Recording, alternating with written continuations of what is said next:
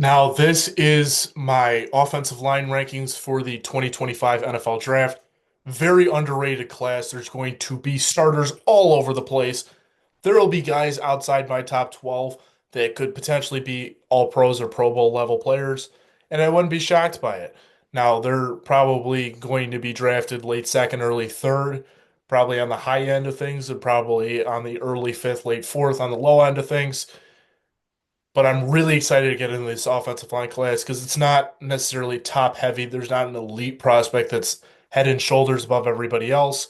It's a very deep and refined class. There's going to be starters all over the place.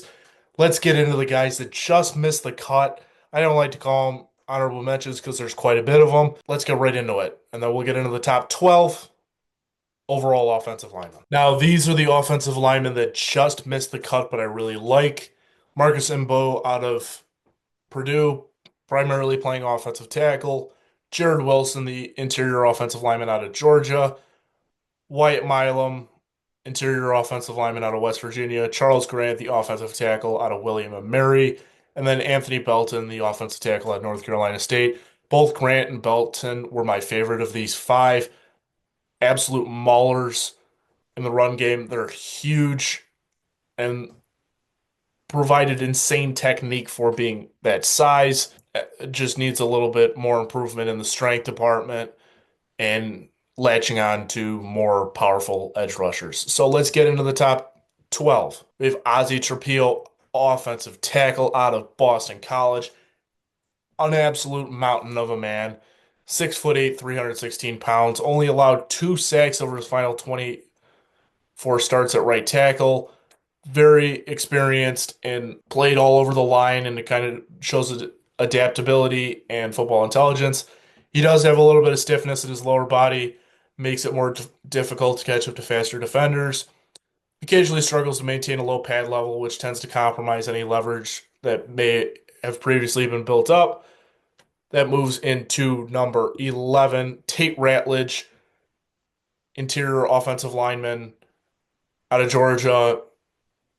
Demonstrates a clear vision identifying and reacting to stunts and blitzes, consistently maintains pocket integrity against interior pressure, more physical than most of the line of scrimmage. Now, I say no positional versatility whatsoever. Georgia's offensive line, I kind of kept getting confused between Wilson and Ratledge a little bit. I thought he was strictly a center, but he can play a little bit of guard, so there is some positional versatility. He's not going to go out and play tackle, though. I do not see him playing tackle at all. And then lateral agility and engaging more moving targets, faster edge rushers. This moves into the top 10. I'm going to butcher this, so please leave a comment if you know how to say this correctly. Jonah Savaiinaea, interior offensive lineman out of Arizona. Handles a bull rush well by using his upper body and grip strength. Very flexible position-wise. 36 career starts at the left tackle, right guard, and right tackle positions. Devastating snatch trap technique that neutralizes a long arm rusher. Really liked that on his film. That really popped to me. Limited lateral agility may affect his performance in space and on pull blocks. So even as a guard, he's going to struggle a little bit with pulling in a zone run scheme. Can be overwhelmed on the edge against speedy pass rushers. So again, if he's getting overwhelmed by a fast pass rusher, what do? You kind of line him up against a not fast pass rusher and kind of let him go to work on the interior a little bit. And then some inconsistent hand placement will lead to falling on his face against counter moves. This moves inside the top 10 with number 9, Aireontae Ersery out of Minnesota. Impressive strength, like unbelievable power, significant movement in the run game, particularly in man gap schemes. Recognizes and counters stunts, twists, and very complex defensive alignments effectively. Solid footwork and hand placement, but he does tend to play with a high pad level, which compromises his leverage occasionally. And then improving precision and consistency with his hand strikes will be crucial for his development. And then enhancing his foot speed and coordination in space will increase versatility. He's just got to work on that foot speed a little bit without necessarily losing all of that good old strength that got him into this top 10. Number 8, Interior offensive lineman Donovan Jackson out of Ohio State. Phenomenal play strength, anchors very well against bull rushers, and then he controls the defenders once he engages with said strength. He is a liability against second level defenders when he's moving up into the run game. He does lack some lateral agility, may affect ability to pull around on blocks. Limited ceiling due to underwhelming athleticism. That's kind of, I don't want to say a theme because it kind of puts a negative stereotype on the interior offensive linemen of this class, but the reason why some of these guys are going to be interior offensive linemen is due to their athleticism. There is one guy I can think of off the top of my head that is not going to play interior offensive line because of that. Like it's not going to be the main factor, but we'll get to him in a few minutes here. Donovan Jackson, interior offensive line out of Ohio State at number 8. This moves into number 7, Josh Conerly Jr., offensive tackle out of Oregon. Now, going into the draft process, I wasn't super high on him because I watched that Rose Bowl game against Ohio State and watched him get beat like a drum. And then I also watched the Senior Bowl, and we all saw that Mike Green rep. Has very quick feet and agility to enable him to mirror edge rushers effectively, has solid hand placement, and is able to maintain balance against counters from various pass rushers. Experience at tackle plus physical attributes create versatility, but he does lack some of the elite play strength. He will struggle to anchor against a more powerful defender. Inconsistent run blocking performance when going up against players that can disengage well. This moves into the top 6. Kelvin Banks, Jr., interior offensive lineman out of Texas. Now, this is kind of a little bit of a hot take in terms of Kelvin Banks should probably be listed as a tackle, but I have him listed as an interior offensive lineman. Now, he does struggle to maintain his base a little bit in pass pro, and he does lack a little bit of upper body strength, so he is going to have to improve that. That is an absolute need for him to improve on. And then the arm length is what's going to kind of kick him inside a little bit. But again, if he improves that upper body strength, he's going to be a starter in this league for a very long time. He has smooth 45-degree sets and has an ability to maintain balance when under pressure. It makes him reliable pass blocking. He does have a little bit more lateral agility and movement, can execute pulls, reach blocks, and climb to the second level fairly effectively. And again, playing guard would kind of take away any challenges posed by longer, bendier edge rushers and place him in a role where his quickness and technique could be more maximized against interior defenders when said interior defenders aren't as fast and aren't as agile as he is. So that's actually one of two. That wasn't the guy off the top of my head, but Banks does have that athleticism where that's not the reason why he's getting kicked inside. It's more so his arm length. Gray Zabel, interior offensive lineman out of North Dakota State. Now you can throw him at center, you can throw him at guard. Pick your poison. He started all over the place, pulls and reaches defenders in space, very notable, is able to effectively engage linebackers and execute blocks at the second level. Textbook perfect hand placement and independent hand usage of pass protection. There are some instances where he plays a little bit higher pad level, particularly in space. And then the main question for Zabel and kind of why he's not in this top 4, I thought about it, is the lack of competition. Will his strength level, will his technique translate to not only like one step up, but probably 1.5 steps up with the conference he's playing in at North Dakota State? So he's got a little bit of a disadvantage in terms of competition, but he showed very fluid and refined technique and has the strength to carry over, at least is worthy of a top probably 40, 50 pick, at least. Potentially could go in the first round, and I would not be shocked. This moves inside the top 5 with Tyler Booker out of Alabama. I was originally really high on him, like close to number 1 overall offensive lineman in this class. I kind of changed my mind a little bit when I saw the average athleticism kind of affecting his ability to kind of get around for a pull block.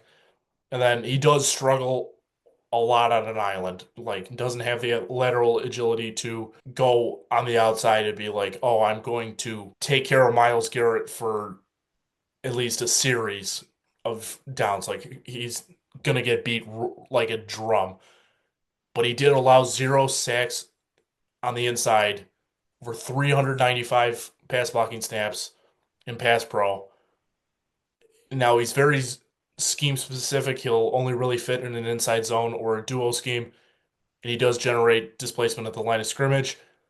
I really do like talking about him because he is very strong. Like you walk into, he's like the guy you walk into a weight room and he's throwing on 405 and repping it, and you're just like, well, now I feel worse about myself. Like this dude has insane strength. He does need to work on that agility a little bit. Can it be improved? Yeah, probably, but it's not going. Any improvements aren't going to make a huge difference in where he plays. If he wants to improve his versatility, he prioritizing that agility would be a good step in the right direction, but he doesn't necessarily need to do that. He's fine playing in on the interior. It will be an effective guard at the next level. Number three, Will Campbell, interior offensive lineman out of Louisiana State. He very well could be the number four overall player off the board. Elite explosiveness for an offensive lineman, 32-inch vertical, 9.5-inch broad. Strong grip, neutralizes powerful pass rusher, and then displacement at the line of scrimmage. Always reach the second level against defenders in the run game.